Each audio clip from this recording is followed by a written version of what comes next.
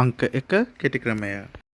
ඔයා සංඛ්‍යා කැපීමේදී හැකිතාක් බිඳුව සහිත සංඛ්‍යා නොකපා ඉන්න ඕනි. අපි පහත උදාහරණය බලමු. භාගය ගුණ කිරීම 10 ගුණ කිරීම 18. දෙකට දෙකේ ඒවා 1යි 18ට දෙකේ ඒවා 9යි. එතකොට ඔයාට ගුණ කරන්න ලැබෙන්නේ 10 ගුණ කිරීම 9යි. ඔයාට ලේසියෙන්ම 10 වරක් 9 90යි කියලා පිළිතුර ගන්න පුළුවන්. දැන් අපි බලමු අනිත් විදියට සංඛ්‍යා කැපුවොත් කොහොමද කියලා. එතකොට ඔයා සංඛ්‍යා කපන්නේ දෙකට දෙකේ ඒවා 1යි 10ට දෙකේ ඒවා 5 කියලයි. එවිට ඔයාට ගුණ කරන්න ලැබෙන්නේ 5 වරක් 18යි. එය කලින් ක්‍රමයට වඩා අමාරු බව ඔයාට තේරෙනවා ඇති. දැන් අපි බලමු අංක 2 කෙටි ක්‍රමය.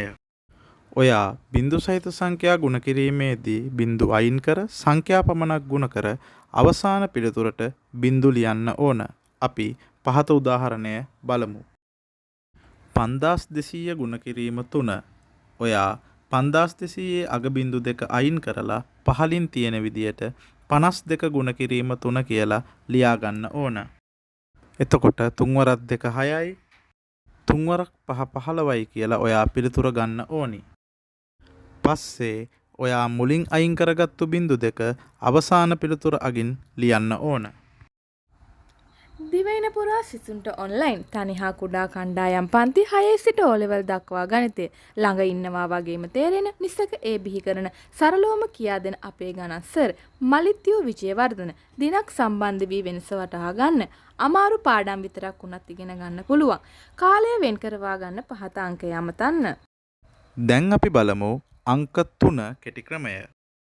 22 ගුණ කිරීම 34 ඇති විට ඔයා මේ විදිහට 34 උඩ තීරුවෙත් 22 පහළ තීරුවෙත් ලියා ගන්න ඕන.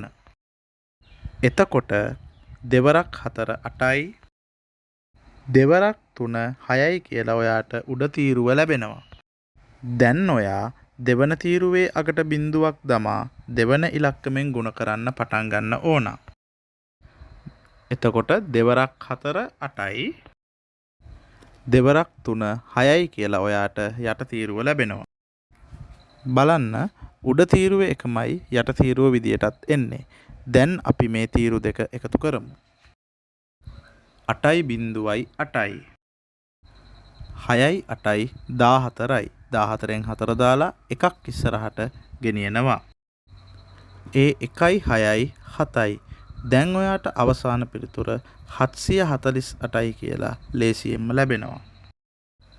ඉතින් මේ විදිහට ගණිතයේ සරලම ක්‍රම දැන ගැනීමට අපගේ MalithU.Wijewardhana YouTube නාලිකාව subscribe කර අපේ වීඩියෝ ඉක්මනින්ම ඔයා ළඟට ගෙන්න ගන්න බෙල් අයිකන් එකත් ක්ලික් කර තබා ගන්න.